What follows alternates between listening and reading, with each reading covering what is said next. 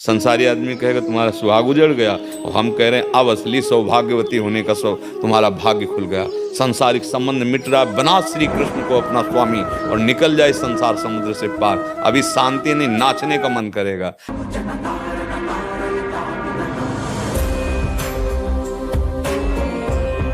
महाराज जी, जब से पतिदेव श्री जी के चरणों में पधारे हैं, मेरी बुद्धि बड़ी तर्कशील हो गई है। मैं बहुत नेगेटिव हो गई हूँ। इस संसार में अब कहीं मन नहीं लग रहा। तुम्हारे निगेटिव होने से क्या फर्क पड़ेगा?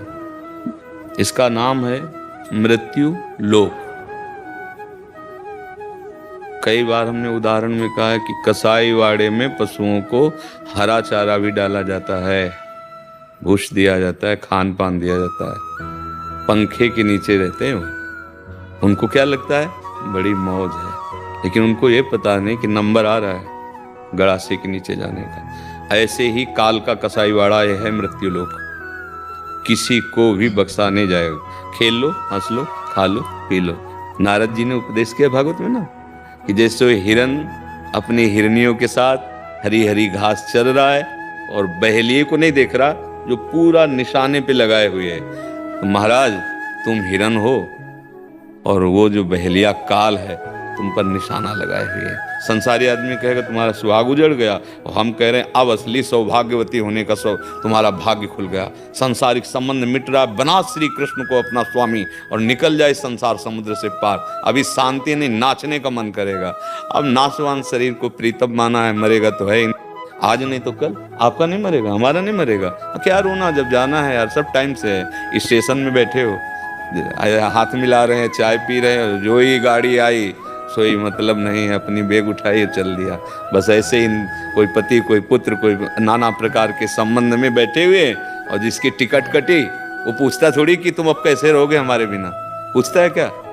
चल दिया। वो तड़पता रहे तो तड़प। तो समझो ना, जो कुछ भी जीवन में कमाया है, जितना भी तुमने बटोरा है, जो भी संबंध बनाया है, सब यहीं तो रखवा लिया जाएगा। तुम सब छोड़, खाली अपने कर्मों का हिसाब, जो पाप कर्म या शुभ कर्म, अगर दोनों को मिटा दिए तो चलो भगवत धाम चलो, नहीं तो नरक या स्वर्ग। और फिर पुण्य छीणे इधर मृत्यु लोक विसंति, या पाप छीणे तो मृत्यु लोक की विसंति। ये तो खेल चल रहा है, निकल चलो इस गेम से। संसार एक बड़ा भयावह गेम है और लुभायमान भी गेम है।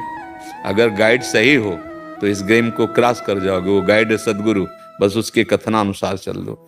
तुम्हारे पति को तुम्हारी एक बार भी याद नहीं आई होगी और न कभी आएगी, नहीं। और तुम फर्क समझ नहीं आ रहा कि मैं रो किसके लिए, भगवान के लिए रो रही हूँ या इंसान के लिए रो रही हूँ। मुझे ये फर्क समझ। अज्ञान के लिए रो रहे हो, न भगवान के लिए रो रहे हो, न इंसान के लिए रो रहे हो। तुम्हारा रोना व्यर्थ है, अज्ञान। क्यों? जब पति था तो उसमें जो था, क्या उसको जानती थी? नहीं। और जो तुम जिससे तुम प्यार करती थी उसको जलवा दिया। किससे प्यार था तुम्हारा? किससे प्यार था? कहती वो चले गए तो उनको कभी देखा, उनको कभी जाना, उनको पहचाना? वो कृष्ण थे, उनसे तो मतलब नहीं रखा। अच्छा, जो शरीर से प्यार किया कि तुम मेरे पति हो, उसको जलवा दिया। क्यों? बोले वो रहे नहीं। तो दोनों झूठी बात हो गई। इसीलिए तुम्हारा रोना अज्ञान का रोना है, अविद्या जनित रोना है। अगर वास्तविक यही आंसू निकलने लगे कि यार मैंने पहचान नहीं पाया, छल के चले गए तुम, अब नहीं जाने पाओगे, अब नहीं। हे कृष्ण, हे करुणा निधान, अभी तुम्हारा सुहाग अमर हो गया। अविनाशी पति का वर्ण कर लो। न तुम स्त्री हो न पुरुष हो, भगवान के अंश हो। इसी में फंस गए हो, इसी में सब लोग फंसे हो।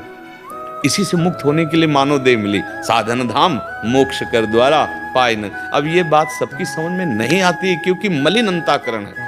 मतलब इतना मलिन अंताकरण हो गया है कि सत्य वस्तु को हम देखते हुए भी नहीं जान पा रहे। सब जान रहे कि हम भगवान से ही प्यार कर रहे हैं। आप अपने पुत्र से प्यार कर रहे हैं तो पुत्र के ढांचे को तो तुम प्यार कर रहे हो, लेकिन अनजाने में भी तुम उसी भगवान से प्यार कर रहे हो। क्योंकि उस पुत्र से जब भगवान अंतर ध्यान हो गए, जो भगवान का अंश अंतर ध्यान हो, आप उस पुत्र को 2 दिन में नहीं रख सकते। पैसा दे के आप उसको, शरीर को, आप जो अंत्येष्टि क्रिया है वो आपका, तो अनजाने में भी भगवान से, अगर जान के भगवान से प्यार कर लेते।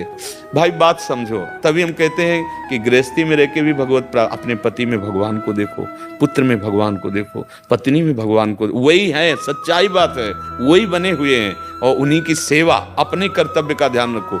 उनका कर्तव्य तुम्हारे प्रति कैसा है, इसको ध्यान दोगे तो तुम दुखी हो जाओगे। तुम्हारा कर्तव्य उनके प्रति कैसा, इसका निर्वाह कर ले गए और नाम जप करो राधा राधा, तो भगवत प्राप्ति पक्की हो जाएगी, रोना मिट जाएगा।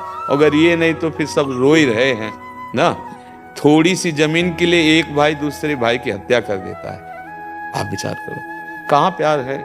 जो तुम अलग से अपनापन किए थे उसी अपनापन को प्रभु में कर कि नाथ पक्का पता। जैसे बिजली सब यंत्रों में है, चाहे बिजली तो एक है, यंत्र के प्रभाव से उसका कहीं ताप गर्म निकल रहा है, कहीं शीतलता, कहीं जल, कहीं प्रकाश, अलग अलग उसका रूप है यंत्रों के प्रभाव से, पर बिजली तो एक ही है ना। ऐसे परमात्मा स्वरूप एक है। अब जब तक अध्यात्म के बिना दुख और दुख की जड़ नष्ट होने वाली नहीं, कहीं चले जाओ,